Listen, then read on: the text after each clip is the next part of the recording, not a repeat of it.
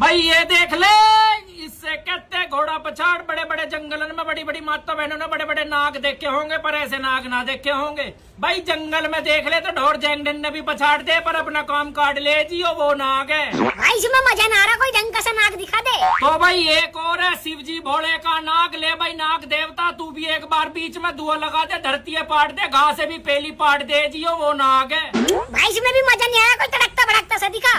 तो भाई अब क्या आ गया है सबसे खतरनाक, मेरठ का देसी नाग। भाई थोड़े थोड़े से पीछे को अजीब, बहुत खतरनाक नाग है। भाई अपनी अपनी मुट्ठी खोल लियो, कोई भी मुट्ठी बंद न करे। तो भाई आजा निकल के देसी नाग। भाई यो ऐसा नाग है, थारी जमीन जायदाद बिकवा दे, तो मैं सड़क पे ला दे, थारे हाथ में कटोरा दे दे, पर इसका जहर कम नहीं होता। यो है दिलकश दौरा लगा माल, देसी थारा नाग। वाह भाई वाह वाह वाह वाह, इसमें मजा आ गया।